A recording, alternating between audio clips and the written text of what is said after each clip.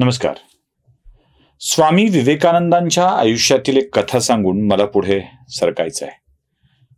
विवेकानंदांच्या आयुष्यातील कथा यासाठी सांगतोय की त्या कथेवरती आमच्या पुराणातील किंवा पूजापाठातील सगळे संदर्भ तुमच्या लक्षात येतील.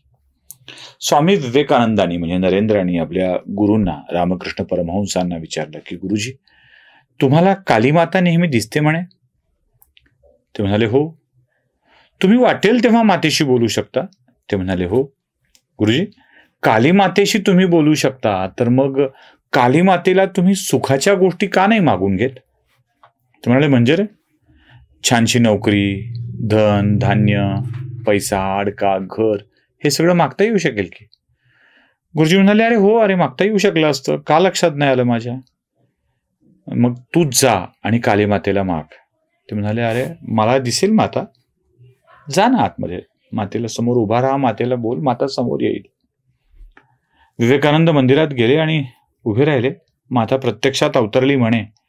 या कथेतली सत्यासत्यता पडताळून बसत नाही मी बसत नाही, कारण श्रद्धा असली पाहिजे कशावर तरी. माता विवेकानंदांच्या समोर उभी राहिली आणि विवेकानंदांनी हात जोडून मातेसमोर नम्रपणे प्रार्थना केली, माते ज्ञान दे, विवेक दे, वैराग्य दे. बाहेर आले. गुरुजींनी विचारलं अरे काय मागितलंस नरेंद्रा? तो म्हणाले माता मी समोर आली आणि मी ज्ञान दे, विवेक दे, वैराग्य दे म्हणालो. पुन्हा जा, पुन्हा माग. बघा भक्ती किती श्रेष्ठ असते, काय ताकद असते भक्तीमध्ये. पुन्हा उभे राहिले, पुन्हा तेच. अहो 3दा घडलं. तिसऱ्याही वेळेला माते ज्ञान दे, विवेक दे, वैराग्य दे. बाहेर आले. गुरुजीला म्हणाले गुरुजी माझ्याकडून काही नोकरी दे, पैसे दे, धन दे, धान्य दे असं म्हणता येत नाहीये, काय भानगड असेल? गुरुजी हसले, म्हणाले नरेंद्रा, जेव्हा ईश्वर समोर उभा राहतो ना, तेव्हा या सगळ्या संसारातल्या गोष्टी अगदीच क्षुल्लक वाटू लागतात रे. काही अर्थ नसतो त्याला. म्हणजे ज्ञान पाहिजे, विवेक पाहिजे, वैराग्य हवंय, कारण ते ईश्वराच्या सानिध्यात आपोआप मिळू लागतं. त्यातूनच तर त्याची प्राप्ती होते ना. आणि तो मिळाल्यावर अजून काय मिळवायचं बाकी आहे? एकदा प्रत्यक्ष ईश्वर तुमच्या समोर उभा आहे आणि तो येऊन सांगतोय की माग काय हवंय ते माग. अशा वेळी संपत्ती मागणारे, सत्ता मागणारे, घर मागणारे किती किती कुपमंडूक आणि कफल्लक समजावेत रे. अरे जगाचा नियंता, जगाचा पोशिंदा, जगाचा निर्माता तुमच्या समोर उभा आहे आणि तो म्हणतोय माग काय मागायचंय ते. किती कृपण देत तुम्ही असं जेव्हा मागाल तेव्हा. म्हणजे जगद्गुरु तुकोबारायांनी काय मागितलं ईश्वराकडे जेव्हा मागायची वेळ आली तेव्हा?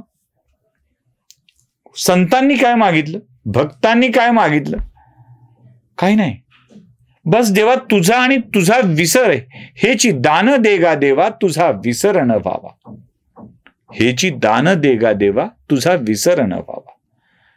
दृष्टी पुढे राही ऐसाची तू देवा, जो मी तुझं पाहे पांडुरंगा. बाकी काय हवंय? बाकी काहीच नाही. अहो तुकाराम महाराज तुका म्हणे आम्ही केली जी लढीवाळी, पुरवावी अळी माय बापे म्हणतात. एखाद्या लहान लेकरानं आपल्या आई वडिलांच्याकडे हट्ट करावा आणि तो आपण प्राप्त करून घ्यावा, बस एवढंच आहे की. बाकी मिळवायचं काय असतं?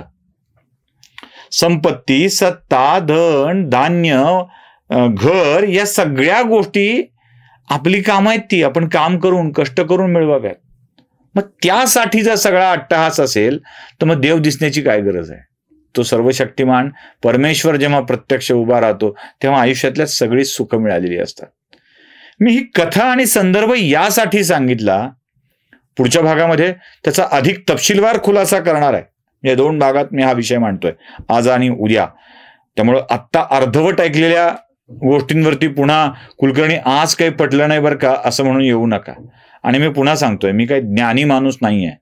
मी फक्त माझी भूमिका मांडतो, माझी मतं मांडतो, मला जे वाटतं माझं आकलन मांडत असतो. त्यामुळं मी ज्ञान वगैरे काय मांडत नाही. मग मला प्रश्न असा पडतो की जेव्हा ईश्वराच्या प्राप्तीसमोर प्राप्तीनंतर काही मिळवावं असं उरत नाही, अशा वेळी पूजापाठाचा प्रारंभ करताना संकल्प सोडला जातो, तो काय आहे? तो कसा आहे? म्हणजे बघा, म्हणजे GPS ऑन करायचं आहे, हे घडलंच पाहिजे. म्हणजे आमच्याकडची माणसं जेव्हा दक्षिण तीरे, उत्तर तीरे, म्हणजे मी गोदावरीच्या दक्षिण तीरावर आहे की उत्तर तीरावर आहे हे सांगावं लागतं. मग त्यानंतर आपण म्हणतो जम्बूद्वीपे, दंडकारण्ये, दक्षिण तीरे किंवा उत्तर तीरे, हे सगळं आपण सांगत असतो. आपला GPS ऑन करतो, लोकेशन ऑन करतो आणि देवाला म्हणतो, देवा मी इथे पूजा करतोय तुझी, या भूमीवरती करतोय. मग कॅलेंडर ऑन होतं. मासोत्तम मासे, कुठला संवत्सर कुठलं चालू आहे, कोणता मास चालू आहे, कोणता दिवस आहे, कोणतं नक्षत्र आहे, कोणती तिथी आहे, कोणता मुहूर्त आहे, हे सगळं आपण सांगतो. आणि सांगतो की मी देवा तुझी पूजा आरंभलेली आहे. इथपर्यंत ठीक आहे, हे कळलंच पाहिजे. हे कौतुक आहे की आम्ही हे सगळं करतोय हे देवाला सांगण्याचं. आता माझा पुढे आक्षेप आहे आणि तो आक्षेप असा आहे की मग आपण सुरू करतो, अस्माकं सकुटुंबानां सपरिवाराणां क्षेम आयु आरोग्य लक्ष्मी प्राप्त लक्ष्मी स्थिर होण्यासाठी. अरे काय म्हणजे माझे हेतू काय आहेत हे पूजा करण्यामागचे? म्हणजे मी तुझा अभिषेक करतोय देवा, तुझ्यावर मी सहस्रावर्तन करणार आहे, तुझ्यावर मी आज एकावर्तन करणार आहे, तुझ्यावर मी आज 101 आवर्तन करणार आहे. आणि हे कशासाठी करतोय? तर देवा मला माझ्या बायकोला मला लेकरू होऊ दे, देवा मला थोडे पैसे मिळू दे, देवा माझी तब्येत ठीक राहू दे. यासाठी किती क्षुल्लक गोष्टीसाठी देवाची पूजा करतोय आपण आणि त्याच्या प्राप्तीची अपेक्षा करतोय. मला ती चंद्रशेखर गोखलेंची एक चारोळी आठवते. माणसं देवळात जाऊन सुद्धा दुकानासारखी वागतात, 4 आण्याच्या बदल्यात आयुष्याची सुख मागतात. म्हणजे काय मागायचं? 5-50 रुपये ब्राह्मणाला दिलेली दक्षिणा आणि देवाच्या अभिषेकासाठी केलेला खर्च, यातून देवाला मागणार काय आहोत? काय मागायचंय? अहो दक्षिणा काय असावी, काय द्यावं? स्वतःच्या आयुष्यालाच देवाकडे समर्पित करून टाकावं. माझ्याशिवाय दुजी दक्षिणा मी तुम्हा काय देऊ, ही अवस्था असली पाहिजे. माझ्याशिवाय दुसरं काही नाही आहे देवा. माझ्या सर्व भावानी जी ही आपुलिया सर्व भावा, जो आपल्या सर्व भावानी शरण जातो ना देवाला, देव त्याच्यासाठी सगळं काही करतो. भक्त प्रल्हादाचं उदाहरण आहे. जो सर्व भावानी ईश्वराला शरण गेला तेव्हा त्याच्या आयुष्याचं मंगल व्हावं यासाठी प्रत्यक्ष ईश्वर खांबातून बाहेर आला, नरसिंहाचं रूप घेऊन खांबातून बाहेर आला. ध्रुव बाळानं अशी तपश्चर्या केली आणि मागितलं काय?